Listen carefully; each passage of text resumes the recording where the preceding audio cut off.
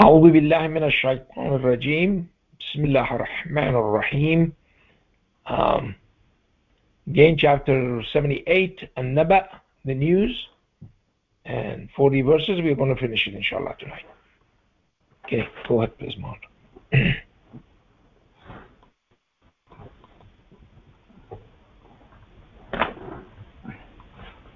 Bismillah ar-Rahman ar-Rahim.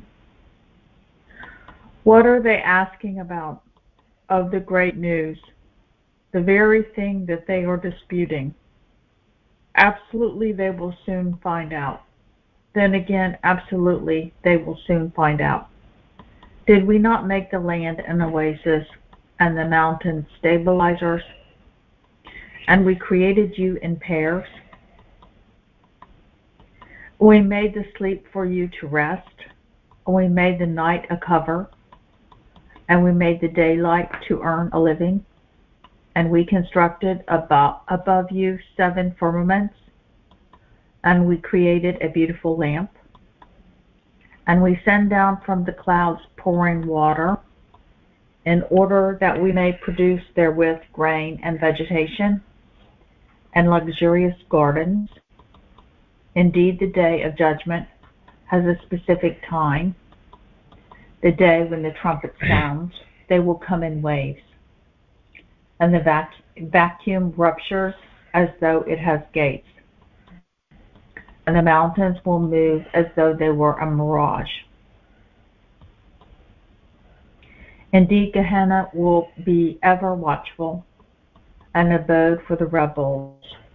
They will abide therein forever.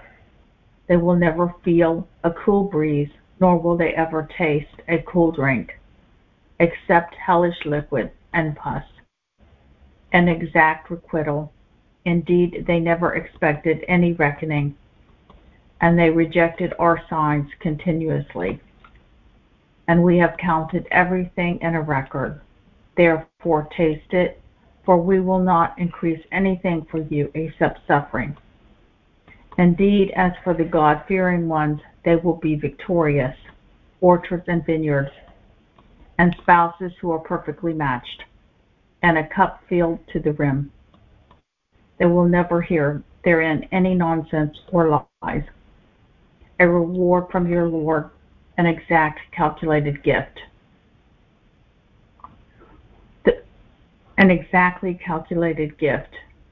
The Lord of the vacua and matter, and everything between them, the all-gracious, know when to utter a word in his presence. The day when the Spirit and the angels will stand in rows. None shall speak except the one who is permitted by the all-gracious, and he utters only what is right. That is the day of truth. Therefore, let whoever wills choose his Lord as a refuge. We have indeed warned you of the impending suffering, the day when the man sees what his 2 hands had brought forth, and the unfaithful says, "Oh, I wish I were dust." Thank you, mashallah. Very good. Very good. Okay. All right. All the floor is open for discussion and comments, observations.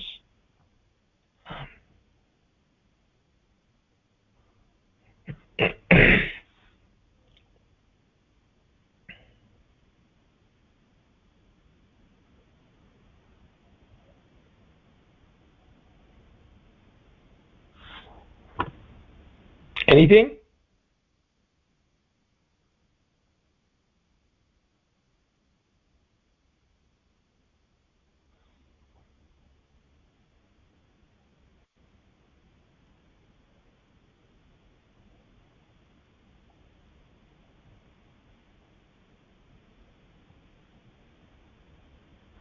Again, God is talking about the day of judgment and warning us about it, because a lot of people are completely heedless about the day of judgment, and they think that this world is it, and do all kinds of things to succeed in this world.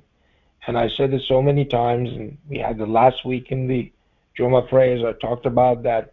No matter what, you are important to God, and what else do you want?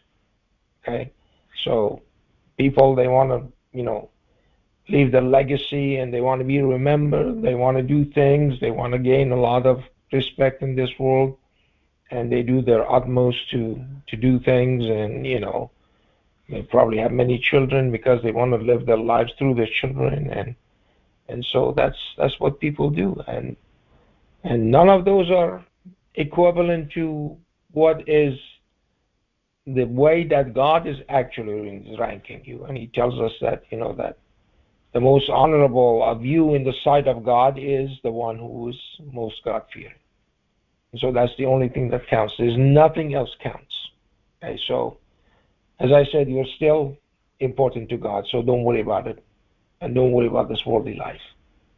This is nil.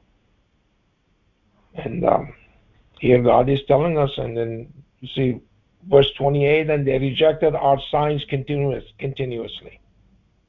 Okay. These are the people who don't care. They take it as a joke. They think that this is supposed to be like this, and as I said, they do not understand the magnitude of it. And as I said, this is not playing with numbers. This is not fiddling with numbers. This is not numerology. And so we have to be very careful.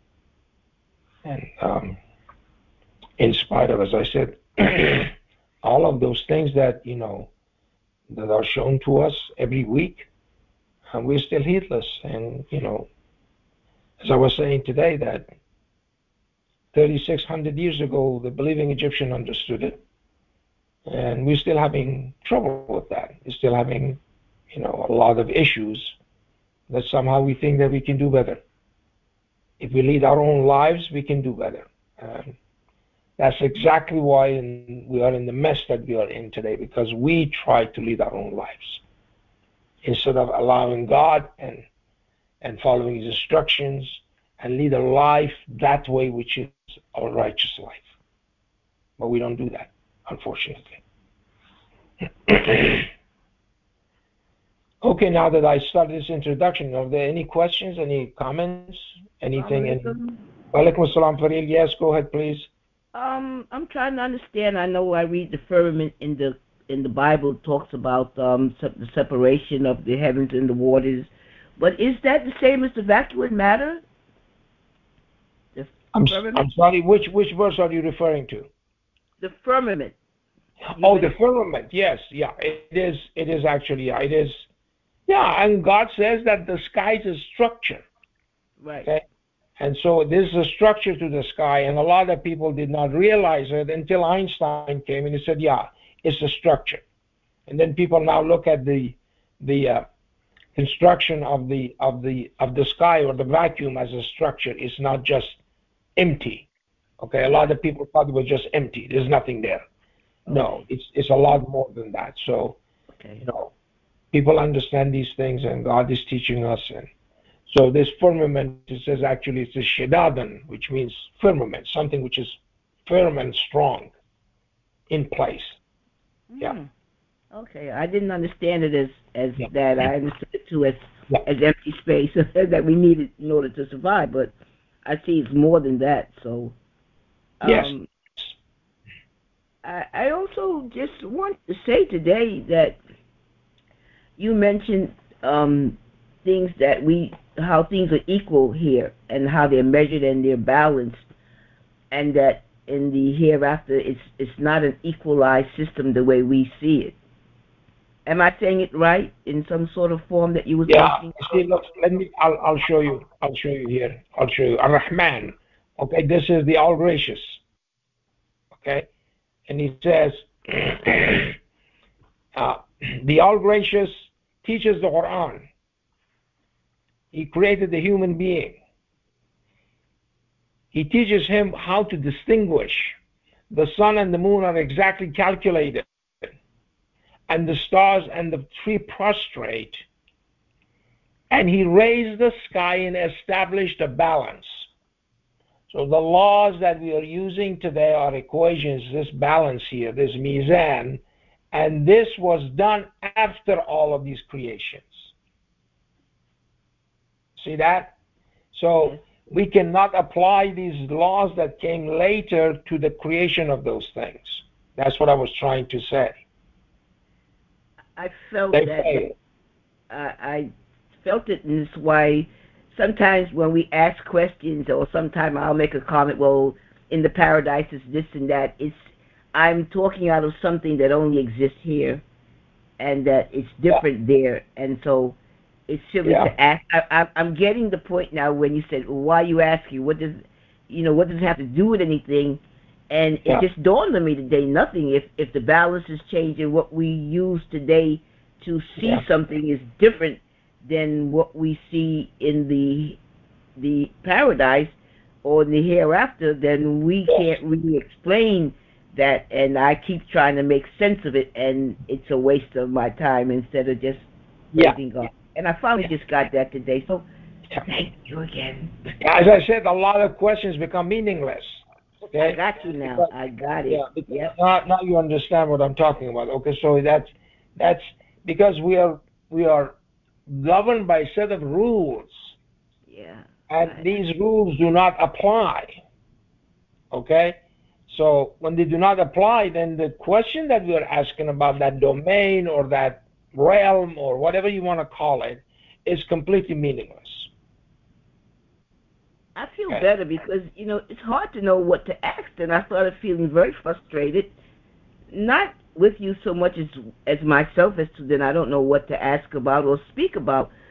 But it just came to me today, and I'm so grateful for that. Yeah. I'm glad I didn't miss this day either that you gave of the sermon, and I thank you. Yeah. Well, a lot of people ask those questions and then they don't have an answer to it. Then they become disbelievers. But God has shown us these things, and you see, by God's grace, we are taught by God. It says, "Allama al-Quran." This is before the idea of the balance. Okay, so it's separate, which means that Quran is not based on these equations that we are dealing with. This is based on the truth. And we don't understand what that thing was or is. Remember now in chapter 18 it says that I did not allow those people to witness the creation of the universe, basically, and the creation of themselves. We're not allowed to do that because we were guilty. So we're excluded. So we don't know. We have no clue. Okay? And so then describing it with a law that was later on basically revealed and inspired into these systems that God has created, it becomes something which is fruitless. It doesn't give you the answer. And as I said, when they look for that answer and they cannot find that answer, then the doubts are going to set in, and people are going to become disbelievers. A lot of people, it happens to a lot of people. And because we always want proof. Yeah, exactly. And then you see, because we're gauging those according to the laws that we are dealing with. You see, like it says right here, you see, it says daylight and firmaments, okay? And this, let's see, vegetation, let's see here. There it is, okay? And then God says, indeed, the day of judgment has a specific time, and the day when the trumpet sounds, they will they will come in waves, and the vacuum ruptures as though it has gates. So the sky above us is going to just tears apart, like there are gates in there. And then God says, and the mountains will move as though they were mirage. See? So, I mean, we can't even imagine what does it mean when, you see, because the laws that are governing those things to be fixed is gravity. That's why they're fixed to some sphere or something. That's why the mountains are fixed by gravity. And if you don't have any gravity, if that law is gone, that law is expired, then this is what's going to happen. They're going to move. Okay? Because there's nothing to hold them. And you see, This one, we cannot even fathom this. You see, that's the thing. And he says, indeed, Gehenna will be ever watchful. Remember, there is a question to Gehenna. It says, have you had enough? And he says, give me more. Remember, this guilty are being thrown in there. Have you had enough? Give me more. Okay? This is what I'm talking about, this collective consciousness. So this is ever watchful. Okay? And the abode for the rebels. The people who, who continuously, they denied and they rejected everything that was shown to them, all the proofs that was shown to them. Yeah. Reminds me of during the flood, Noah's son wanted to go onto a high mountain, but he didn't realize the greatness of God. It wasn't like he could move from whatever God set up. It's nowhere. People think even there's a song in the Christian church that talk about, you run to the mountains and try to hide. But like you said, the mountains are there's no hiding place. There's no place to go. Yep. God has even changed what we think we're hiding from or in, but it's just not there. Nothing. Yeah, if God doesn't give you a refuge or an abode, you're out in the cold. There's no other place to go except hell, you see? This is the problem. And a lot of people do not understand that. See, they're completely heedless about this. They don't understand that we're in God. We live in God. There is nothing else but God. And people do not realize this. They think that God is somewhere else, and we're here, and so we can do our own bidding and our own business and everything. It doesn't work that way. Okay? We mess it up completely. I mean, look at the world. Look at what's going on in this world. Look at the hypocrisy that goes on in this world. Okay? And that's what God says, they would not hear any nonsense or lies. That's what paradise is. You don't hear this kind of nonsense in there. Every day we have to put up with all kinds of stuff.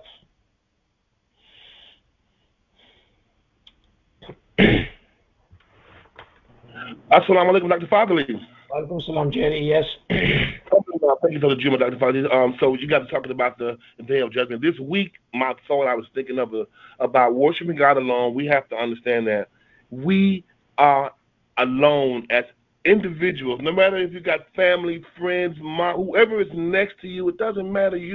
Like you said today, we have to forget about everyone else, and we have to be our own judge and prepare ourselves for the Day of Judgment. So I read a beautiful ayah this week, and it says 1995, says everyone on the day of resurrection will come to him as individuals. Yes, exactly. Yeah. It was beautiful, and also another beautiful one, 3446 was awesome. It said, say, I only enlighten you regarding a single item, that you devote yourselves to God as a group or individually. Yep. And reflect. Your friend is not crazy. He is a warner to you before you face an ultimate suffering. So I just want to say, alhamdulillah, because we have to, we were alone. We don't have it. You have to accept, you have to strive as hard as you can alone. You can't depend on anyone else. You can't pray with anybody on time. You have to do it. You have to, like you said, forget about everyone else. So alhamdulillah, I just want to know that, let everyone know, share the listen. It's about, the Day of Judgment, we're going to face God alone. So we have to get strong and be strong and maintain, no matter who is around you, who you live with or whatever. If they want to strive, fine. If they don't, you are responsible for your own. So alhamdulillah, alhamdulillah. Exactly. Thank you. Yeah, exactly. Thank you. Okay, anything else? Any other comments, questions, observations? Okay, well. Assalamualaikum, Mr. Parvez. Walaikum salam, Parvez. Yes, go ahead, please. I was reading those last verses from 37 to 40. They simply humbling and terrifying because it just gives you the idea of what that day is. And that day is a day of truth. I mean, you just nobody's allowed to just utter anything except the truth. That's why it's saying it's the day of truth. And can you imagine when, if you stick to falsehood, you will just say that I wish I was dust. Yeah, exactly. Yeah. I mean, it's like the truth overwhelms everything, right? All that falsehood we stick to will just disappear. I mean, I guess even if you have false thoughts, that's going to disappear and we go into oblivion. Because only the truth exists in that dimension, right? As you just mentioned, that the Quran portrays the truth and that system. So we are in that system where only the truth will exist. So that's why I guess those who don't stick to the truth say, I wish I was dust. I mean, they're going to hell, right? Yeah. It's very humbling. I mean, it's like think of a movie. This is the last scene. I mean, it's a ultimate warning to us, right? That if we don't stick to the truth, we are done. Well, I mean, that's God's system. You see, that's what creates things. That's what God says. Okay? I mean, I'm not saying this. God says that this is according to truth. It was created according to the truth. That's the mechanism for creation. Okay? Falsehood does not exist. We have made it up. Something which is made up, so it does not exist. And that's what people do not realize and understand, and they think that, they can get away with it. All kinds of stuff. And as I said, that's why we have such a mess in this world. If we obeyed if we obeyed God's commandments, we would not be like this. Okay? But unfortunately we don't. And when we do not do what God is asking us to do, is telling us to do, then we are in trouble.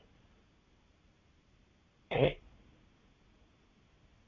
Yeah, this is beyond disturbing the balance. This is worse than that. Oh, it's horrible. Like I said, God says, do not approach God's limits. Okay? These are God's limits. Do not approach them. So, but, this is more than that. This is transgressing God's limits.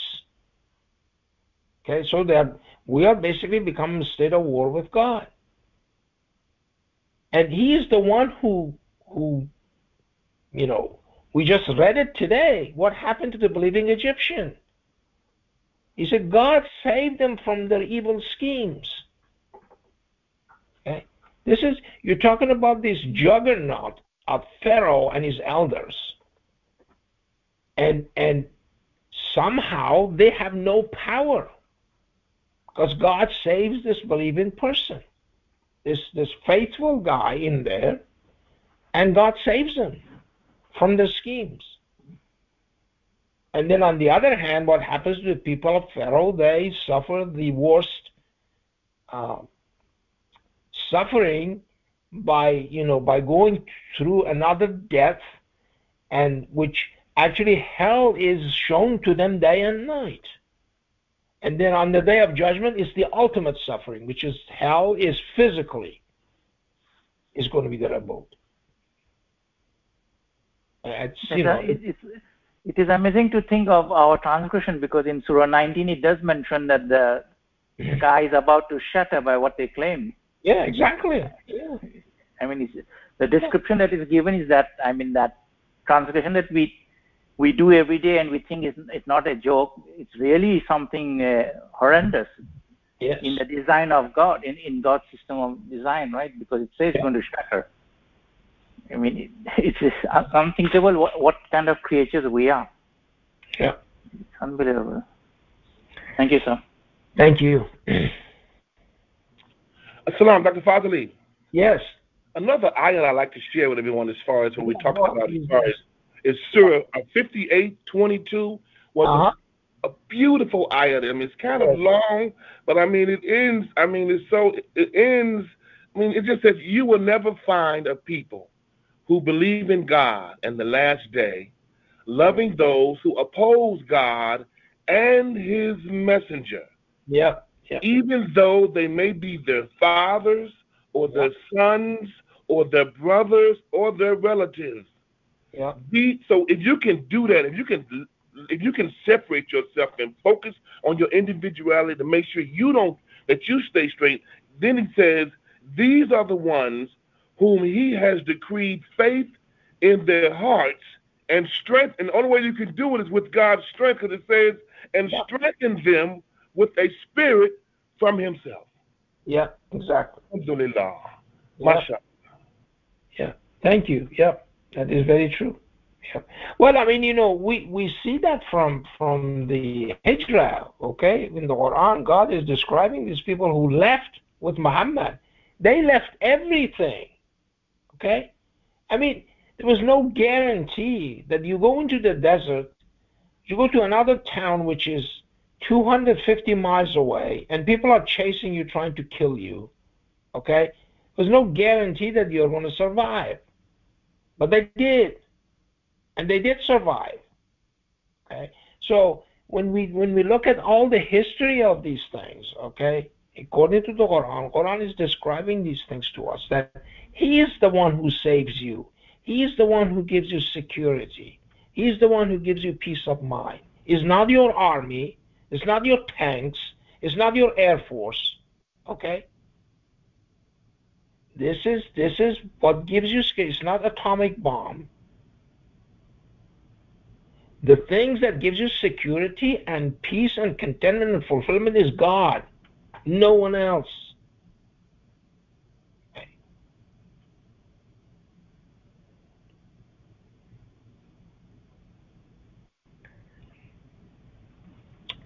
Anything else?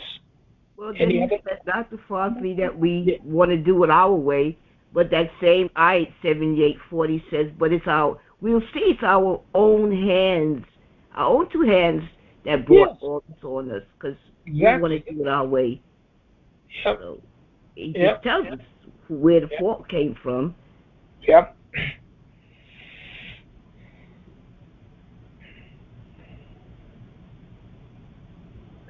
Salam, Dr. Fazli.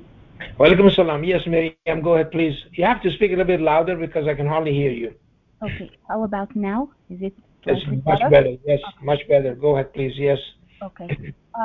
So verse 18, I have one comment and one question. So yes, verse 18 is the comment. I think it should be the day when the trumpet sounds, you will come in waves. But yeah, but Fatuna Afajan, yes, you're right. You're right. Thank you for seeing that. Yes. No problem. Yeah, Fatuna Afajan. Yeah, you come. Yes, not they. Yeah. So, and then my question is on verse 38. So, 38. Yes. So the day when the Spirit and the angels will stand in rows, none shall speak except the one who is permitted by the All-Gracious, and he utters only what is right. So this day that we know, as he said initially, it's about the day of judgment. So are the Spirit and the angels also on that day, like it's also their day? I mean, it's also their judgment day? Yeah, obviously, as I said, this is what God is describing, that what is happening. I mean, this is a completely different realm, Miriam. Okay, this is a place that our physical laws do not apply. So we are completely, it's completely unknown to us. God is describing these things to us that this is what's going to happen, and God is taking charge, basically. Say enough is enough. You've had enough freedom. This is what it's going to be. It's going to be according to the truth. And if you do not act according to the truth, do not speak according to the truth, then you can't talk. Falsehood cannot be heard on that day. It has no place because it never existed. Right. So that none shall speak applies to the Spirit and the angels in this. I mean, everyone is subordinate to God, obviously.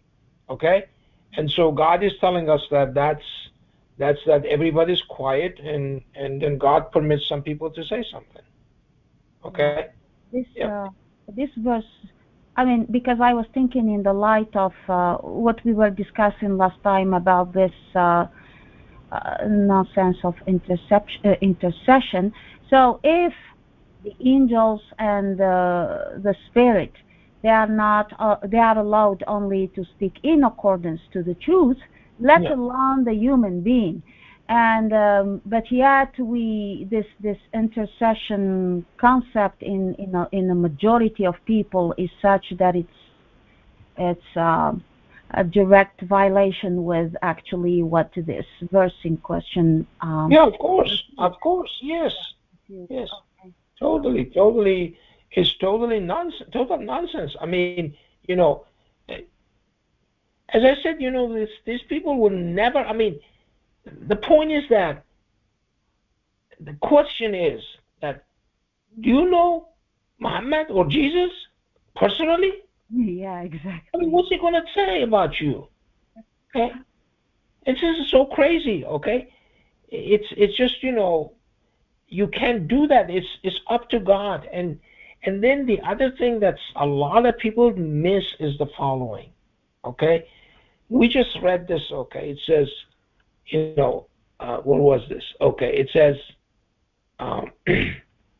speak except the one permitted by the all-gracious. You see? Man adina lahu rahmanu faqala sawaban. Okay? So, the God has used this name for himself in this verse, Ar-Rahman. Right. You see that? Yeah. That means, look, guys, you are not more merciful than I am. Okay? So stop it. So if somebody does that, intercede on somebody's behalf, that God is going to punish, what is he saying to God? Okay? Anyone with an ounce of brain would realize that is completely out of touch with reality. So, it's completely wrong. And so, it says that the thing is, and then he says in the all-gracious, and utters only what is right. You cannot say anything wrong, because wrong does not exist. Okay? And we can see also in the verse 37 the Ar-Rahman too. He calls himself the all great. Yep. The one before. Thank you so much. Thank you. Anything else? It's amazing to see that on that day he is actually the all-gracious. I mean, it's a day of judgment, but he is all-gracious. I mean, Quran is full of good news, okay? It's over and over again. And say, look, let me deal with these guys, okay? And he forgives, for crying out loud, okay? So stop worrying. That's what God is telling us. Okay? Don't worry about it. But we are just, impatient and we just don't understand it. We just don't have the brain to understand it. And God says, what I have given you from knowledge is minute. Okay? That's in the case of 1785, because they ask about the spirit. Okay? And this is, where was I? Yeah. 38, okay? The day when the spirit and the angels say, what is spirit? Okay? Tell them spirit is from God's affairs, from God's command. Okay? And what we have given you of knowledge is minute. Okay? So we don't have the knowledge to understand these things. We do not have it. Okay? God has a system, and that system is whatever he chooses to teach us, he teaches us. Remember the angel said, we don't know what except what you taught us? Said, present all these names, and they couldn't. They said, we don't know. We only know things that you taught us. So God teaches everyone. God chose Adam to be taught all the names, not the angels. Okay? And then some people, they want to become angels. Okay, or they want all kinds of nonsense going on here. We can't worry about those guys. Forget about them. Okay, they're lost. They don't know what's going on. What we have to worry about is ourselves. And we have to learn from this Quran and have these kind of discussions and have this kind of beautiful, study of this Quran. Okay, unfortunately, people keep, failing to come and listen to these things, and they play hooky, so to speak, because there are more attractive things to do on Friday nights than come and do this, I suppose. Basically, our arrogance and ignorance has destroyed everything. I mean, we have seen the example of the angels, and today you showed us the example that we have to delegate our efforts to God. Otherwise, there is no success. Yeah, exactly. There is no solution. I mean, no. Our arrogance and ego has to be killed, and we have to delegate to God. Yeah. That's the only way. Yeah. It's amazing. Yeah. I mean, it's a simple solution, but hard to follow. I mean, I was thinking about it, and I was saying, how many people can you convince of that, right? They'll laugh at you. But then it says over there, on that day, the believers will laugh at the others because they did the right thing. They got the wisdom to delegate to God. Yeah. It's amazing. Thank you, sir. Thank you.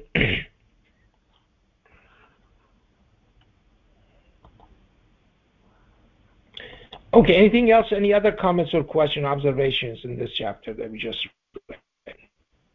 Okay.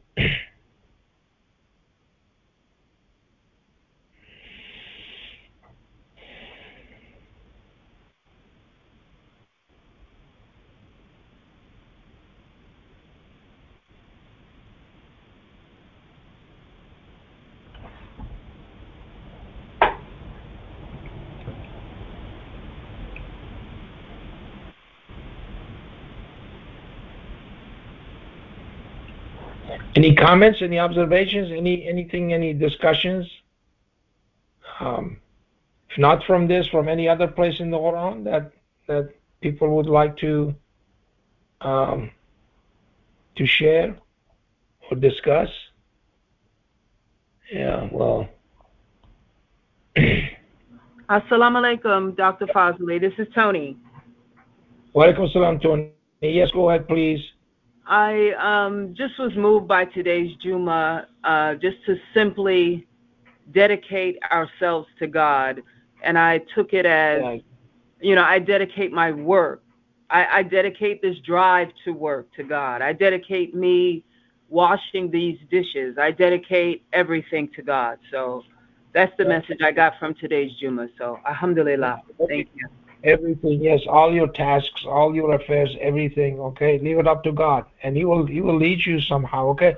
And God says He's the seer of the worshipers. I mean, He sees us. What do we need, okay? And immediately after that verse, and then God saved them from their evil schemes, okay? As I said, you look at that huge force, okay? This is the tyrant of the time, with all of the wealth and the armies and everything, and that God is describing to us, Pharaoh, namely Pharaoh. And he can't even take care of one guy, okay, let alone Moses and his brother Aaron, okay? He can't even take care of this guy. He couldn't even, tell the magicians what to do and what not to do. He lost all of his powers. Nobody was listening to him, okay? This is how God does it. And then He annihilates them. They all drowned after that. And this is how God does it. So we should learn from those things, and it should be a teaching moment for all of us that God has not forgotten us. Okay, He has not lost power. He's still doing things even better in a bigger universe, as I said.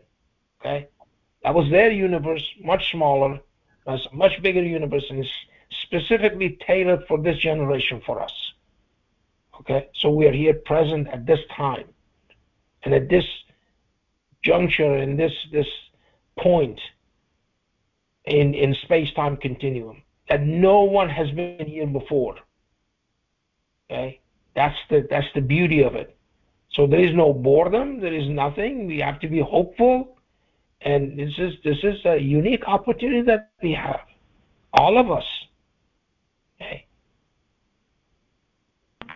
Alhamdulillah. I took it back to your continuing to tell us to think about God all the time, and that's a way to do it, to dedicate everything that you do to God. That's how you can think about God all the time. So, alhamdulillah. Yeah. Thank you, Dr. Fazli. Assalamu alaikum. Thank you. Wa alaikum assalam.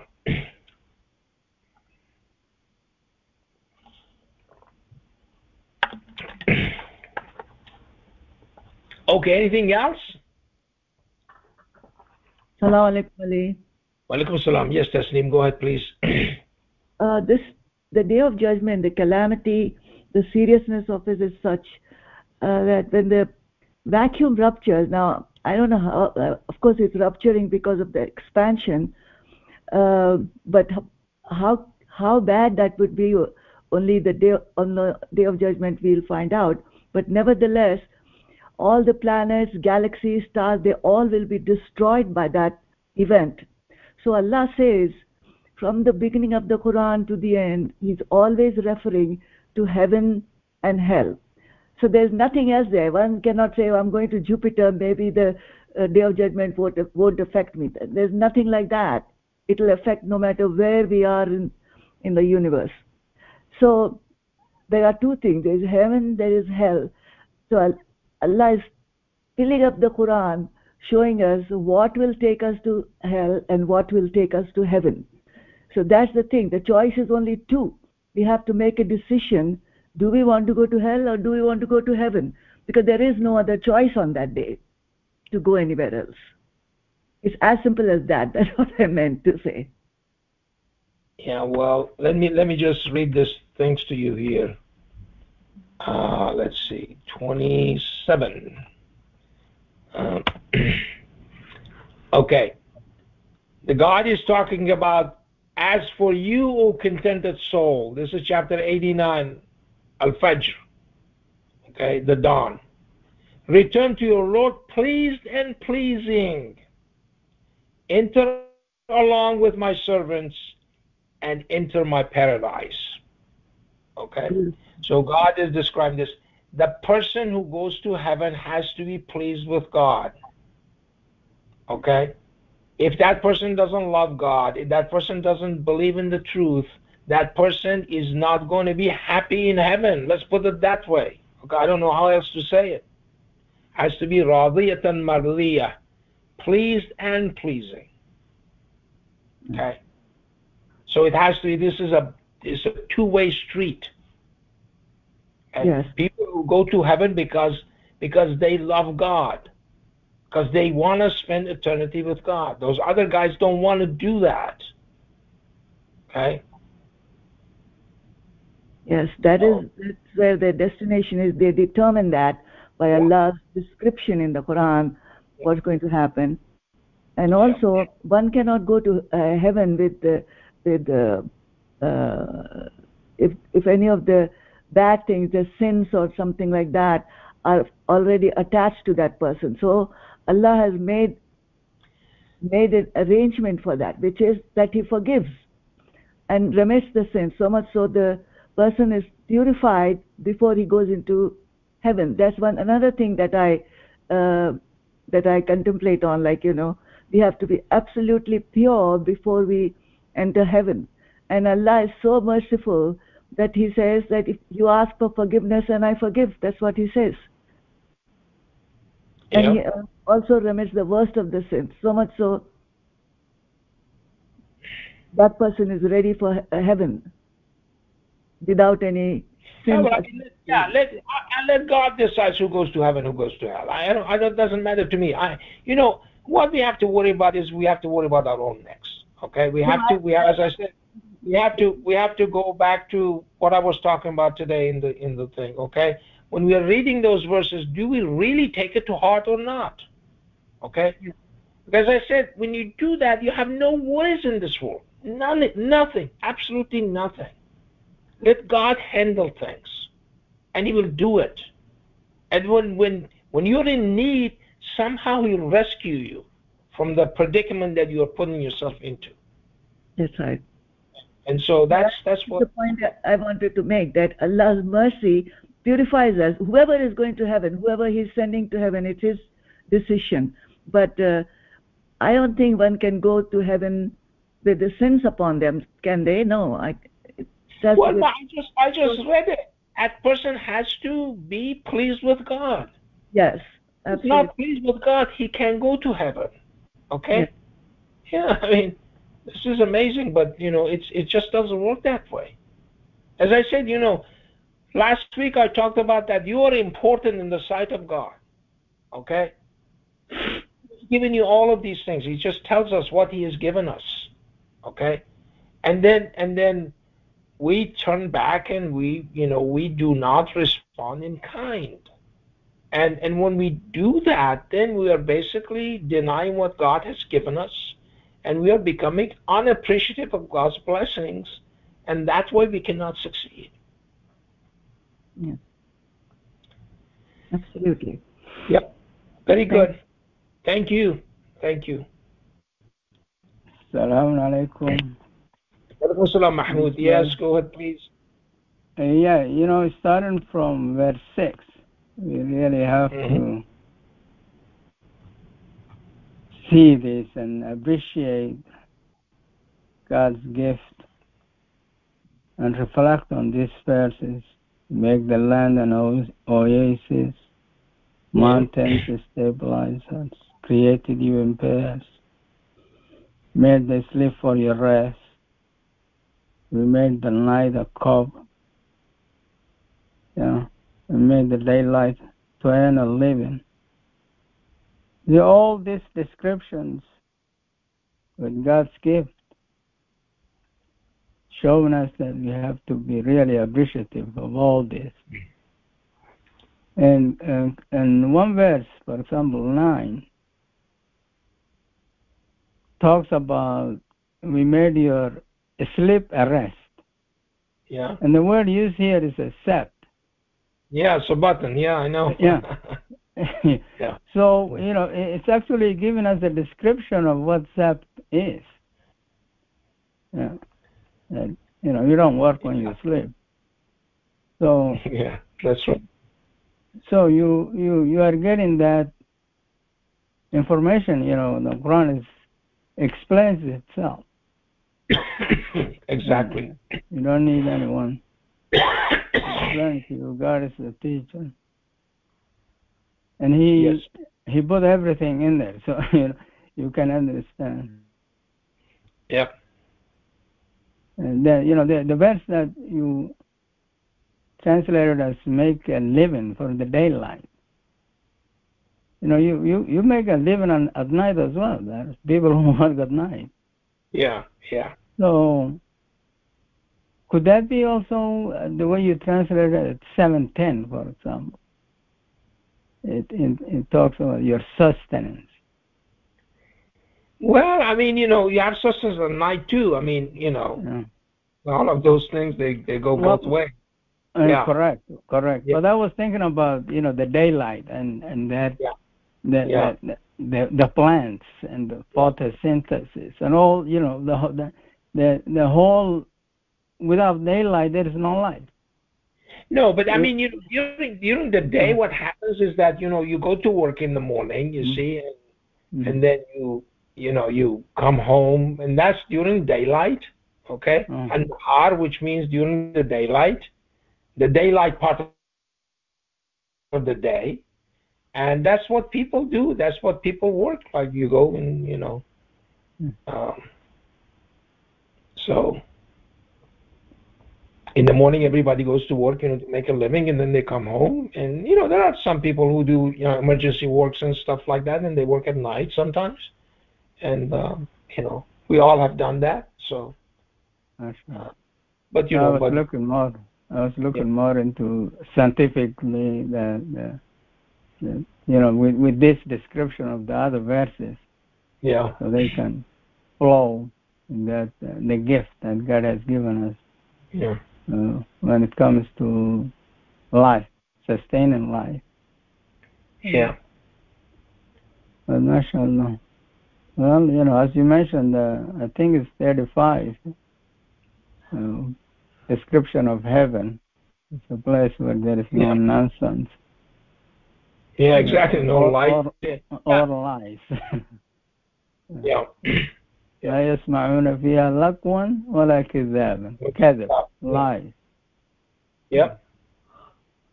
You know, what better place to be? Exactly. Yeah. And you know, as you mentioned, that we are bombarded with all kind of nonsense every place. Yeah. This world is just full of nonsense and lies and hypocrisy and all kinds of stuff, and we suffer it every day. We get up and you're faced with it all the time. Indeed. Yeah. So, mashallah, may God protect us from this. Assalamu alaikum. Yeah.